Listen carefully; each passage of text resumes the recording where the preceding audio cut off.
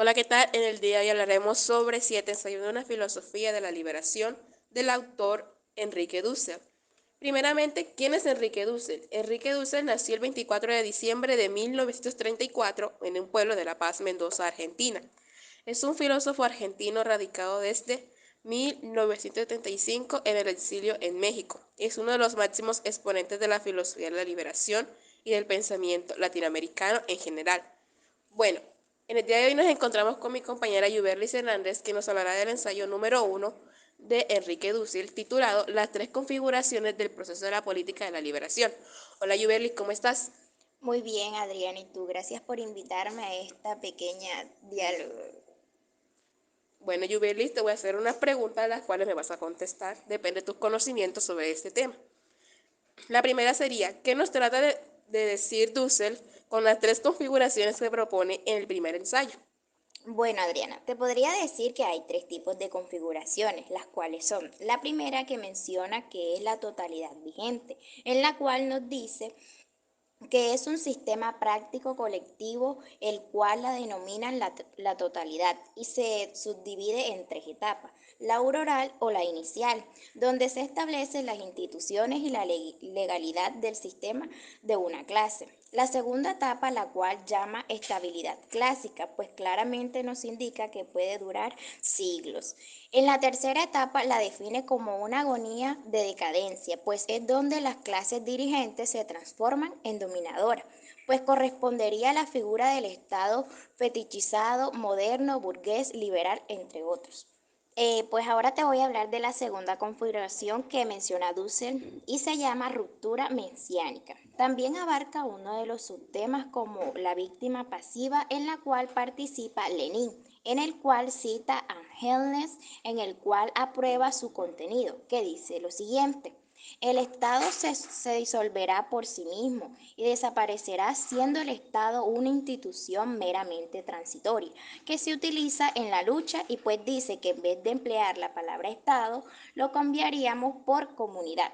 Y también la relaciona con la idea de Marx, en el que dice que las clases obreras deben destruir, romper la monarquía que existe y no limitarse simplemente a sus poderes. En fin, lo que nos indica es que no debemos dejarnos someter a una monarquía, pues ya que este es el poder supremo del Estado, en la que cual se concentra la voluntad de una sola persona.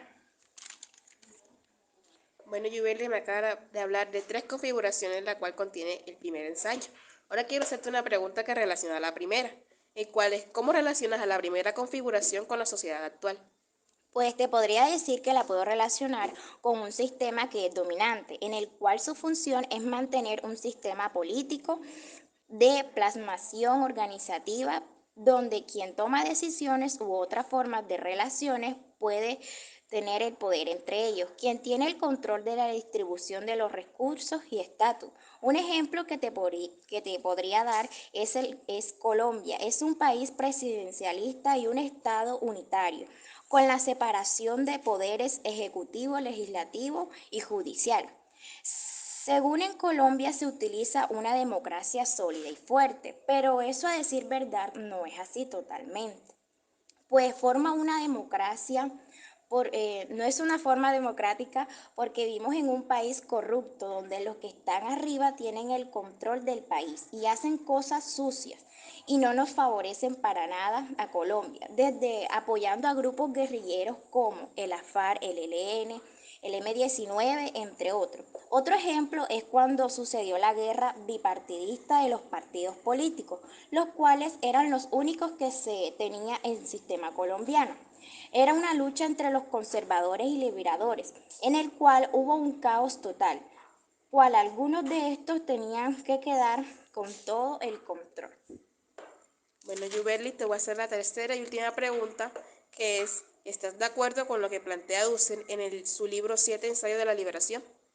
Pues sí estoy de acuerdo, ya que nos aclara sus distintos puntos de vista, opiniones y aportes. Pero me gusta más cuando nos empieza a hablar de las tres configuraciones que prácticamente estamos viviendo en nuestro estado dominante. el cual las personas con más poderes influyen son las que mantienen encima de las personas humildes, pobres. Casi no tenemos muchas oportunidades de salir adelante o progresar. Bueno, Yuberly, seguimos con el segundo ensayo, el cual se titula Crítica a las muchas modernidades. La primera pregunta que te quiero hacer, ¿qué expresa Dussel con dicho título? Estamos en una modernidad dominadora porque creemos tanto en la cultura provincial de Europa, la cual es una cultura universal. Es decir, que nos dejamos someter a esa cultura europea y nosotros mismos estamos siguiendo ese linaje, porque la modernidad es profundamente individualista, es yo soy, tú eres. Es un individualismo y al mismo tiempo nace el capitalismo. Ese tema lo abarca Marx, que nace en la conquista latinoamericana. Bueno, Yuberly, la segunda pregunta que te quiero hacer según el segundo ensayo sería, según Dussel, ¿qué es el giro de colonial? Pues creo necesario superar, según Dussel, cree necesario superar radicalmente la modernidad y converger en una nueva edad de la humanidad donde las culturas habrán de respetarse como iguales y una cultura mundial pluriversal que pueda articular todas las culturas existentes en la semejanza. Para ello propone un diálogo filosófico sur-sur y sur-norte, sin caer en el fundamentalismo que niega la modernidad en su totalidad. Gracias, Yuberly, por tu pequeña intervención. Ahora seguimos con el ensayo número 3 con mi compañera Yaira Lázaro. Bueno, seguimos con el tercer ensayo de este libro escrito por Enrique Dussel, titulado Ética del diálogo y de la ética del discurso. A continuación, mi compañera Yaira Lázaro responderá a las preguntas. Hola, Yaira, ¿cómo estás? Hola Adriana, muy bien. Bueno, Yaira, te voy a hacer la primera pregunta según lo que trata este libro. ¿De qué trata la ética del diálogo y la ética de la liberación? Bueno, podríamos decir que la ética del discurso es una teología, en el sentido en el que establece una discusión en el ámbito de lo práctico entre normas y valores, entre cuestiones normativas y en cuestiones evaluativas. Bueno, quédate la segunda pregunta que dice así, ¿qué trata de dar a entender o de explicar el autor en este ensayo?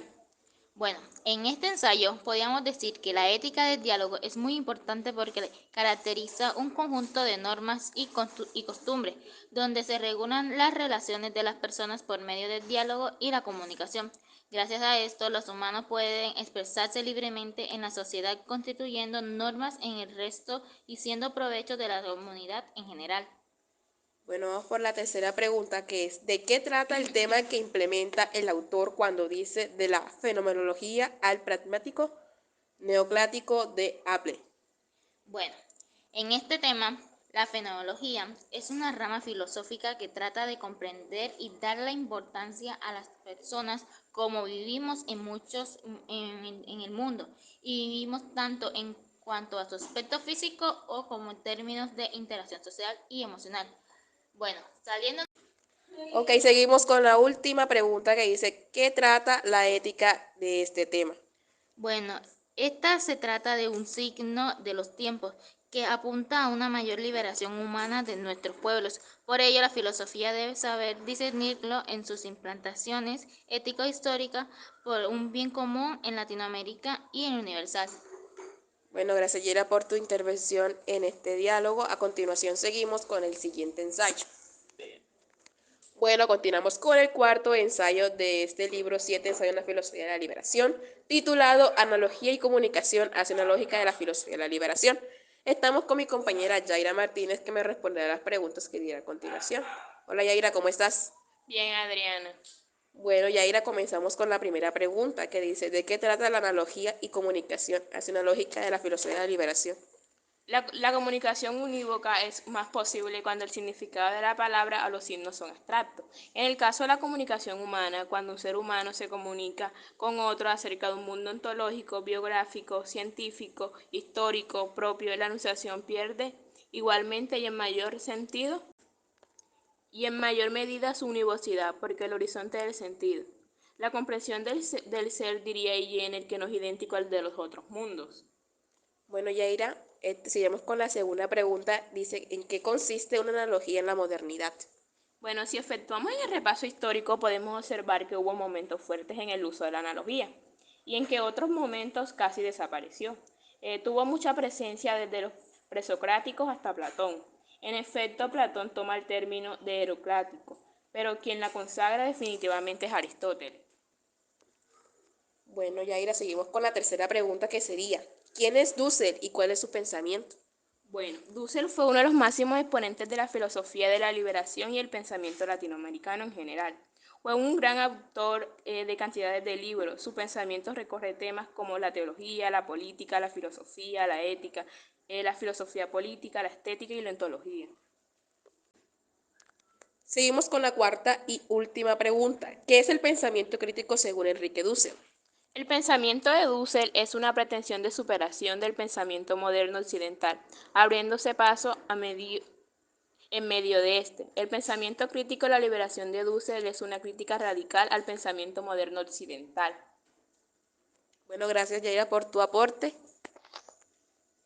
Ok, continuamos con el quinto ensayo titulado El Marx del segundo siglo. Estoy con mi compañera Natalia Peñates que va a responderme unas preguntas que se deben al quinto ensayo. Hola Natalia, ¿cómo estás?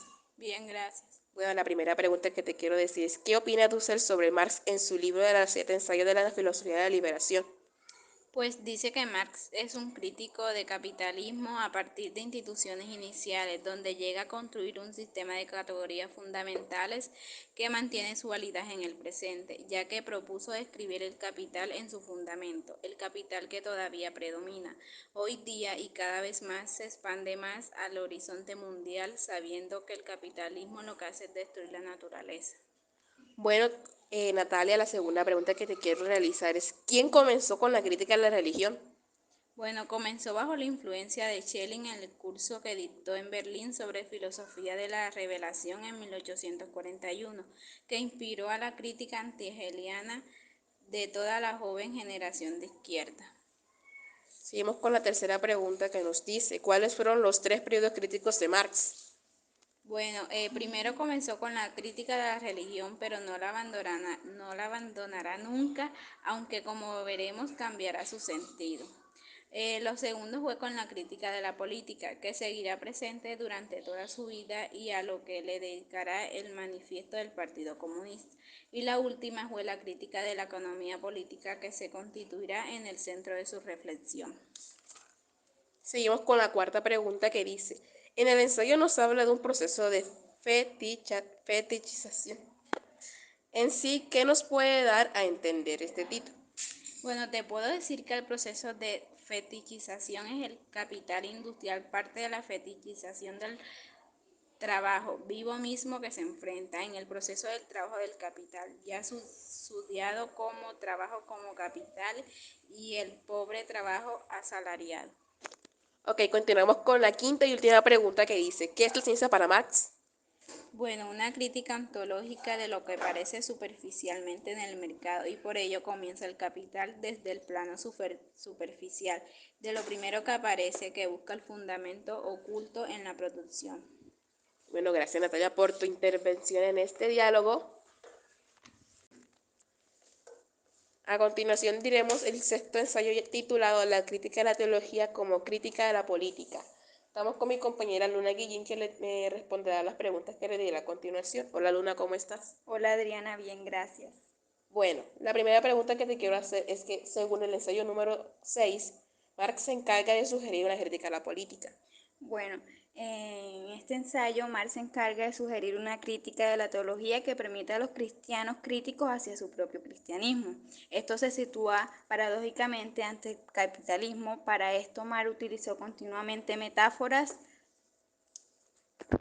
teológicas e indicó como ejemplo al creyente el camino teórico para descubrir la contradicción de la religión cristiana crítica originaria con el capitalismo, posibilidad que se cumple al desfetichizar el cristianismo y la ciencia económica. Seguimos con la segunda pregunta que dice así, ¿qué indica de que Marx y Engels fueran creyentes según Dussel?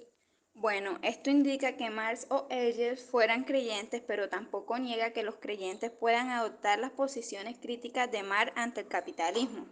En el caso de Marx fue particular. Este fue comprendiendo y descubriendo lentamente dichas posiciones teóricas en el andar de los últimos 50 años. No fue una ruptura instantánea ni heredada de familia ni de maestro. Esto fue un lento proceso de ir abriéndose a los más críticos del pensamiento de los siglos XIX y siglo XX, sin negar la posibilidad del horizonte a un mundo religioso dentro de una comunidad concreta histórico-cultural como una totalidad de sentidos que alimenta a nuestros pueblos latinoamericanos en la vida cotidiana. Ok, la tercera pregunta que te quiero realizar es, ¿de qué se encarga la crítica a la teología?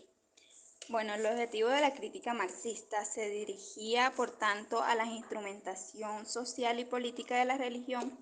Esto no tiene ningún sentido epistemológico o teológico. Marx no pretendía demostrar que los creyentes de una religión determinada vivían en el error en comparación con quienes optan por una opción atea. Bueno, la cuarta pregunta que te voy a hacer dice, ¿cuál era el objetivo de la crítica de Marx? Bueno, Adriana, en este ensayo Marx hace crítica económica porque hace crítica radical. Esta crítica radical se centra en los orígenes de los textos antiguos con el fin de comprender el mundo detrás del texto. En la medida en que la economía ha alcanzado a tener un control total sobre todo lo existente, la crítica implacable de todo lo existente adquiere la forma de crítica implacable de la economía política. Bueno, Luna, gracias por tu intervención en este diálogo. Seguimos con el ensayo número 7. Ahora continuamos con mi compañera Adriana que nos va a hablar sobre el séptimo ensayo titulado Siete hipótesis de la filosofía de la liberación. Hola Adriana, ¿cómo estás? Bien, gracias. Bueno, te voy a hacer unas pequeñas preguntas. La primera es, ¿en qué consiste una cosa real dicha en la hipótesis primera? Bueno, una cosa real se constituye desde la necesidad del viviente o a partir de las propiedades físicas que se manifiestan como útiles, en este caso para la vida. El valor de uso tiene una referencia a la cosa física como portadora material del valor de este uso constituido como mediación desde la necesidad de la subjetividad humana. Excelente respuesta, Adriana. Ahora te voy a hacer una segunda pregunta. ¿De qué trata la hipótesis cuarta sobre el campo estético? Bueno, esta se dice ser como que en cualquier caso, en todas ellas se estudia la relación del campo estético en el cruce con el campo económico, solucionado en parte tal como proponemos a continuación, donde la prioridad o un campo o existencia sobre el otro, de lo que se trata en nuestro caso de pensar en campo estético en el que no se pretende partir de la última instancia. Bueno, muy buena tu respuesta. La tercera y última, ¿en qué constituye la estética eurocentrista? Bueno, primeramente tenemos que saber qué es el eurocentrismo, que es una comisión que en su forma más básica coloca a Europa como centro de todo. Ahora bien, este es un campo intelectual promotor de un sesgo cultural y el inicio de su prominencia ha sido remontado a las élites del Renacimiento, convirtiéndose en un conjunto de teorías sociales universales y evolucionadas que defienden un papel de liderazgo y de toda Europa a conquistar el mundo. El eurocentrismo, como otras formas de eurocentristas, ha sido considerado un prejuicio cognitivo y cultural que se supone la existencia de experiencias históricas lineales movidas por esquemas culturales fijos correspondientes a los provisos por la historia europea, considerando las trayectorias no europeas como formaciones incompletas o deformes. Gracias por tu respuesta, Adriana. Hemos culminado con los 7 ensayos del libro de la filosofía de la liberación de Dussel.